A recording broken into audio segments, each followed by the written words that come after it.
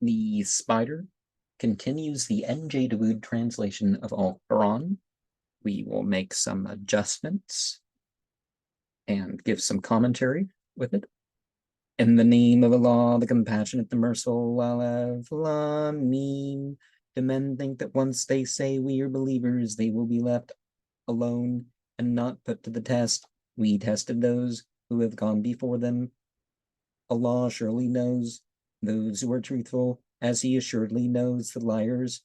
Or do the evildoers think that they will escape our reach? How ill they judge. He that hopes to meet Allah must know that Allah's appointed hour is sure to come. He alone hears all and knows all. He that fights for Allah's cause fights for himself. Allah needs no man's help. He who strives.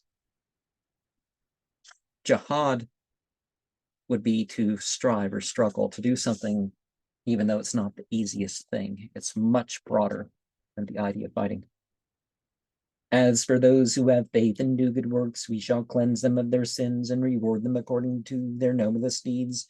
We have enjoined man to show kindness to his parents, but if they bid you serve besides me, deities you know nothing of, do not obey them. To me you will all return, and I shall declare to you all that you have done. Those that accept the true faith and do good works, we shall assuredly admit among the righteous. Some profess to believe in Allah, yet when they suffer in his cause, they confuse the persecution of man with the punishment of Allah. But if your Lord gives you victory, they say, we were on your side. Does Allah know best the thoughts of men?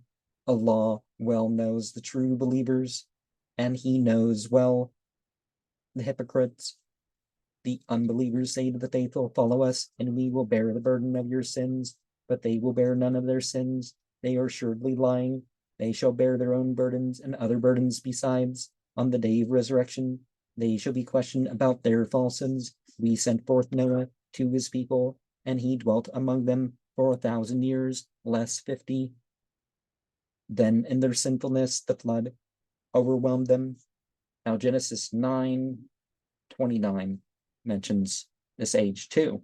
But people talk about, well, people back in the day spoke of the immortals as beings that lived for 1,000 years, and 50 was a pretty common lifespan for a person. So a lifetime less, clearly less than being immortal. Point remains the same. And could it be literal? Sure. What does the word mean in terms of years? Well, at least 2 months.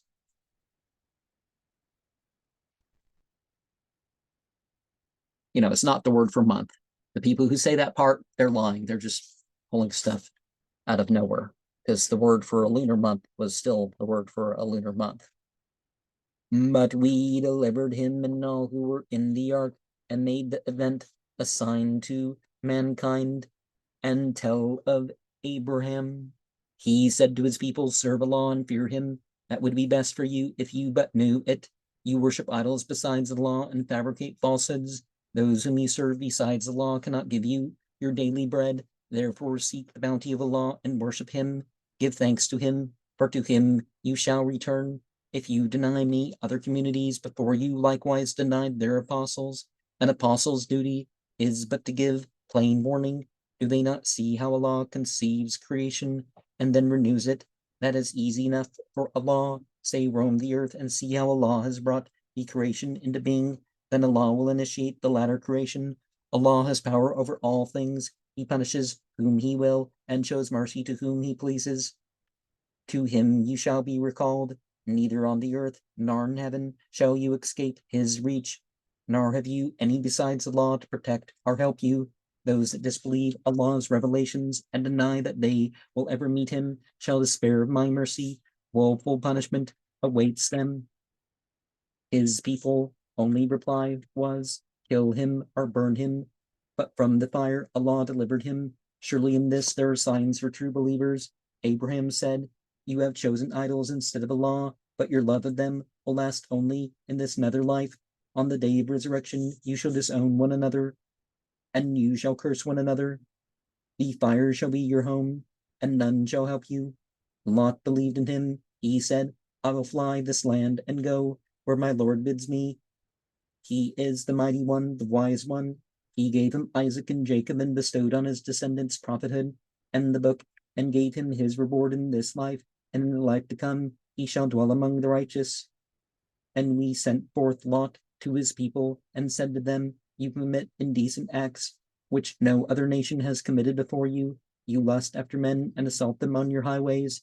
You turn your very gatherings into orgies.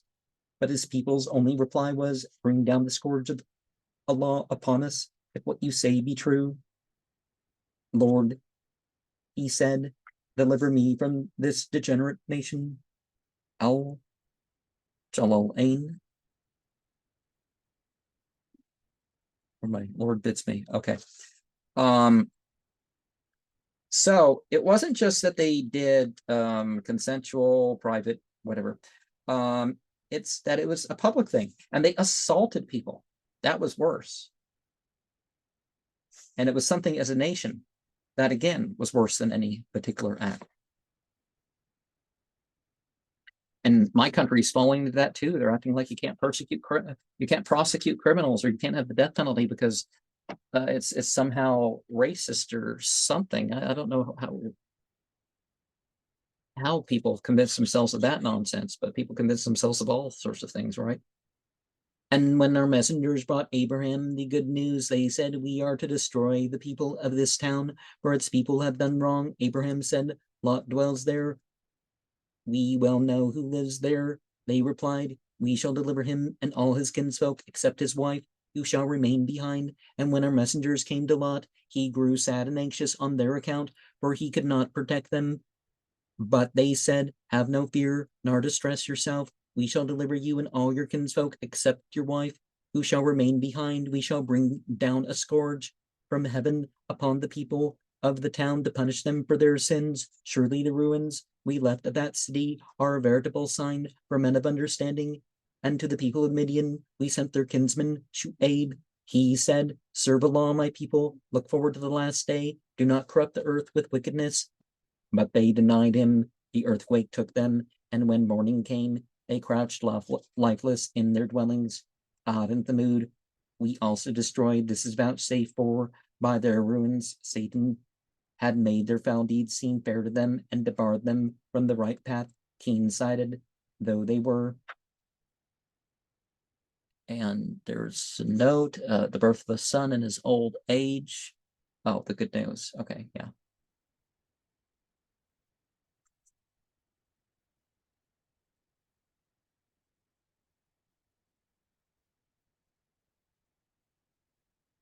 And Qarun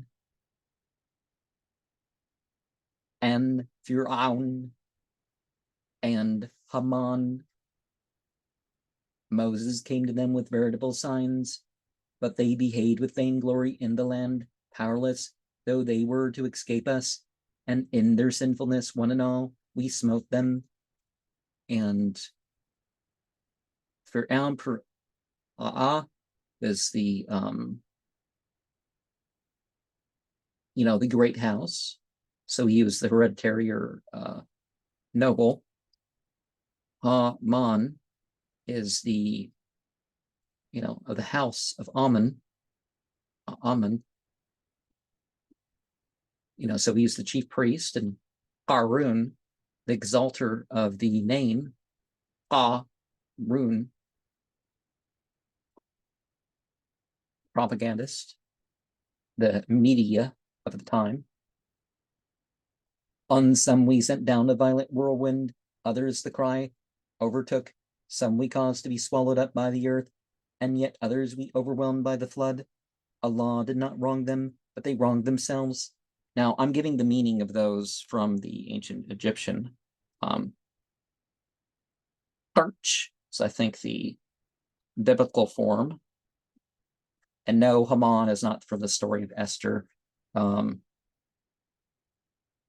know why people civilly think that one. Although the names are similar, so themselves.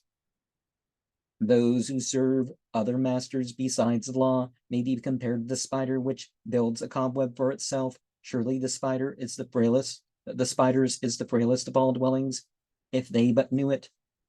The spider's string is as strong as it gets, really, as far as what the animals do. But still, it's become this frail thing overall. Well, because of all its empty space in between the threads and all that. But Allah knows whatever they invoke besides him. He is the mighty, the wise one. But for a critter that size, it's quite strong. But from a critter bigger, you even look at the ant house, and the ant house is stronger.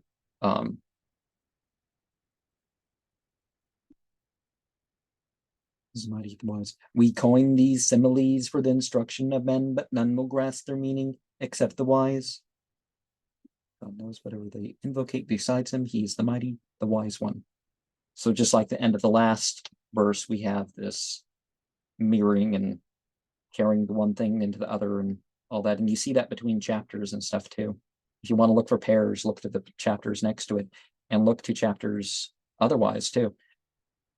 We coin Allah created the heavens and the earth to establish the truth. Surely in this there is a sign for true believers. Proclaim the portions of the book that are revealed to you and be steadfast in prayer. Prayer fends off indecency and evil, but your foremost duty is to remember Allah. Allah has knowledge of all your actions. Now, prayer is something, horizons and stuff like that, is that by making these affirmations, not just praying what you feel like saying or something, you actually prevent things. You uphold character. The Confucian way of Li, ritual, bringing forth Ren, noble character. And I don't know why some people think one can't be said versus the other, but I mean, WR, come on, which people are going to mess that up if they don't know that the W is silent, Be courteous when you argue with the people of the book, except with those among them who do evil.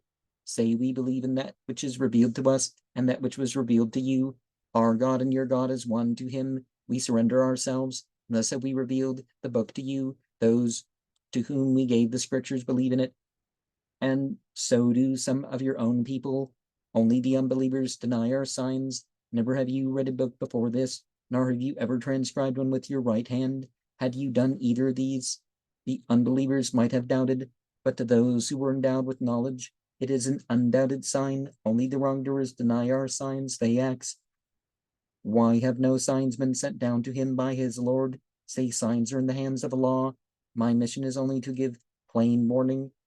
Is it not enough for them that we have revealed to you the book for their instruction? Surely in this there is a blessing and an admonition to true believers. Say, Allah is an all-sufficient witness between me and you. He knows all that the heavens and the earth contain. Those who believe in falsehood and deny Allah will surely be the losers.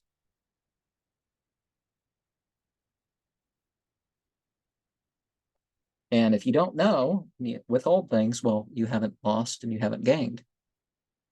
Well, you, in a way, gained by not jumping to conclusions.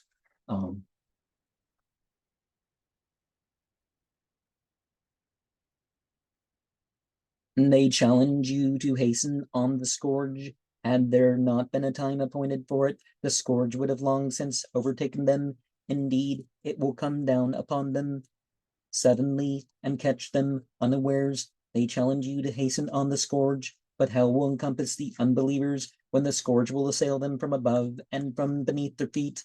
And Allah will say, taste the reward of your own deeds. Now, if you go back to Surah 7, the continual scourge, as the Bible calls the devil, Hashatan, from before and behind, from the right, from the left. I forget the order, but it leaves out the from above and below. But, God is all-encompassing. You that are true believers among my servants, my earth is vast. Therefore serve me. Every soul shall taste death. And in the end, you shall return to us. those that embrace the true faith and do good works, we shall lodge forever in the mansions of paradise, where rivers will roll at their feet. Blessed is the reward of those who labor patiently and put their trust in their Lord. Countless are the beasts that cannot fend for themselves. Allah provides for them as He provides for you. He alone hears all and knows all. If you ask them who it is that has created the heavens and the earth and subjected the sun and the moon, they will surely reply, Allah. How then can they turn away from Him? Allah gives abundantly to whom He will, and sparingly to whom He pleases. Allah has knowledge of all things. If you ask them, who is it that sends down water from the sky and thus resurrects the earth after its death? They will surely reply, Allah. Say, praise then be to Allah, but most of them are senseless.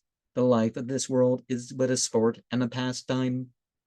It is the life to come that is the true life. If they but knew it, when they embark, they pray to Allah with all fervor, but when He brings them safe to land, they serve others as gods besides Him, showing ingratitude for our favors and reveling in wanton ease. They shall before long know. Remember, we're using gender neutrals and stuff here when we say he and him. We're not saying that God is male or that addressing things to men isn't addressing things to women as well. Do they not see how we have given them a sanctuary of safety while all around them men are carried off by force when they believe in falsehood and deny Allah's goodness? And who is more wicked than a man who invents a falsehood about Allah and denies the truth when it is declared to him? Is there not a home in hell for the unbelievers, those that fight for our cause? We will surely guide to our own paths. Surely Allah is with the righteous.